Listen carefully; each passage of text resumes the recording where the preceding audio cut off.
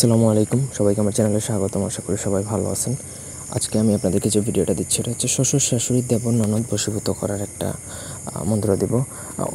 এরকম অনেক আমি শুনছি, আমার কাছে অনেক মানুষই আসে যে বিয়ে হওয়ার পরে তাকে তার শ্বশুরবাড়ির লোকেরা, যে কোনো মহিলা আসে বা মেয়ে আসে, তাকে তার শ্বশুরবাড়ির লোকেরা দেখতে পারে না। যেমন শ্বশুর শাশুড়ি প্রথমত দেখতে পারে না, ননদ দেবর থাকলে তারা দেখতে পারে না, এমনকি ভাসুরও যদি থাকে সেও যদি আপনার এগেনস্টে কথা বলে, আপনার বিরুদ্ধে কথা বলে বা আপনাকে দেখতে পারে না, তার উপরে এটা প্রয়োগ করা যাবে একইভাবে, একসাথে সবার উপরেই প্রয়োগ করা যাবে, কোনো অসুবিধা নেই।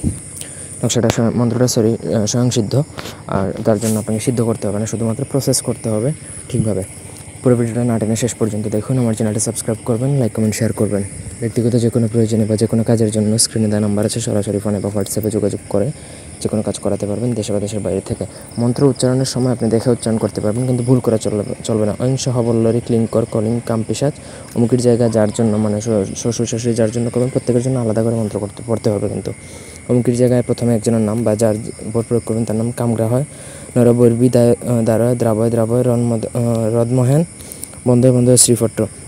প্রত্যেকটা মন্ত্র আপনাকে 21 বার পরে একজনের উপর প্রয়োগ করলে তার জন্য 21 বার তার নাম সহকারে পড়তে হবে।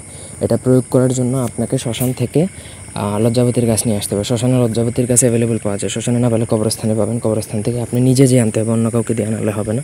সেই লজ্জাবতী ছেঁচে আপনাকে লজ্জাবতীর রস বার করতে হবে, সেই রসের মধ্যে এই মন্ত্রটা 21 বার একজনের নাম নিয়ে পড়বেন, 21টা ফু দেবেন। এইভাবে আপনার যতজনকে করার প্রত্যেকের নাম নিয়ে ওই একই লজ্জাবতীর রসের উপরে আপনি ফু দিতে পারবেন, কোনো অসুবিধা নেই। তারপর সেই লজ্জাবতীর যে রসটা অভিমন্ত্রিত করা রস, সেটা আপনাকে যে কোনো খাবারের সাথে অল্প পরিমাণে মিশিয়ে খাইয়ে দিলেই হবে। বেশি খাবারের সাথে মিশালে এটা বোঝা যাবে না যে তাকে কোনো কিছু খাওয়ানো হচ্ছে। তবে আমি আবারও বলছি, মন্ত্র কোনো ভুল করা চলবে না, একবারে সহি শুদ্ধভাবে মন্ত্র পড়তে হবে, দেখে পড়তে পারবেন কিন্তু ভুল করা চলবে না। এটা করলে তারা প্রত্যেকেই আপনাকে পাগলের মতো ভালোবাসবে, নিজের মেয়ের মতো ভালোবাসবে।